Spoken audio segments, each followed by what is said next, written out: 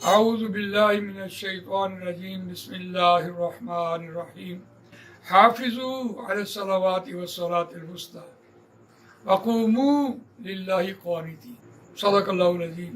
سورہ بقرہ آیت نمبر 238 آپ کے سامنے تلاوت کی ہے۔ اس میں دوسرے پارے کا 14واں رکوع زیر مطالعہ ہے اور یہاں 4 رکوع طلاق کے مضمون میں، لیکن دلچسپ بات یہ ہے کہ طلاق کے مضمون میں حافظوا علی الصلوات والصلاة الوسطی، اس سے کیا مراد ہے؟ حفاظت کرو نمازوں کی، خصوصاً ساری نمازوں کی حفاظت کرو۔ حافظوا علی الصلوات، حفاظت کرو ساری نمازوں کی، والصلاة الوسطی، خصوصاً درمیانی نماز، وقوموا للہ قانتین، اور کھڑے ہو جاؤ واسطے اللہ فرما بردار ہو کر۔ اس مضمون میں نماز کی ترغیب دلانا اور خصوصاً درمیانی نماز، اس میں کیا حکمت ہے؟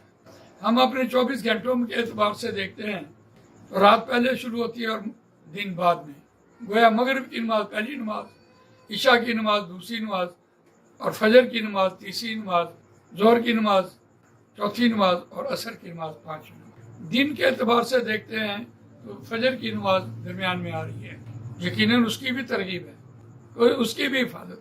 تو روایت میں یہ بات لکھی ہے، جس دن امت مسلمان فجر کی نماز میں اتنے ہو گئے جتنے یہ جمعے کی نماز میں ہوتے ہیں تو یہود کا زوال ہو جائے۔ بدقسمتی یہ ہے کہ ہماری فجر تو بستر پر ہی، افسوس ہے۔ ترغیب بھی کہی گئی اور گہری نماز ہے، فائدے کتنے ہیں؟ آپ کا دن صبح نماز سے آپ اٹھیں، آپ کا وقت بچے، آپ فریش ہوں، اللہ کی یاد سے دن تازہ ہو، دن کا آغاز ہو۔ لیکن یہاں جو بات کہی جا رہی ہے درمیانی نماز، تو وہ عصر کی نماز بھی بنتی ہے۔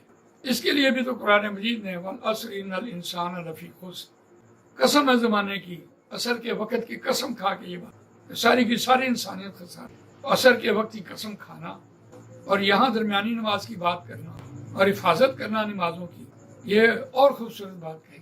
باجماعت نماز کی ترغیب، نبی اکرم صلی اللہ علیہ وسلم کے پاس ایک نابینا آئے، کہنے لگے یا رسول اللہ راستہ بھی ٹھیک نہیں ہے اور مسجد بھی دور ہے اور میں نابینا ہوں۔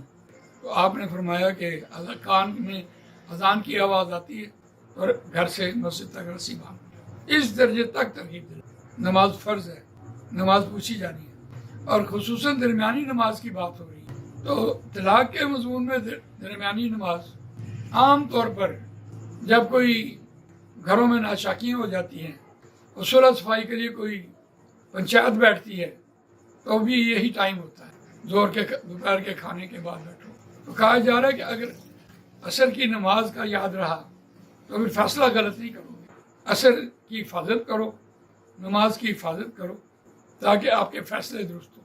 تو یہ تھی آج کی آیت، جس کی ترغیب قرآن مجید نے اس اعتبار سے بھی دی، یہاں تک کہ میدان جنگ میں بھی نماز کا وقت ہو جائے تو اسے بھی ادا کر۔ جزاک اللہ خیر۔ سبحانک اللہم و بحمدک، نشہد ان لا الہ الا انت، نستغفرک و نتوب الیک۔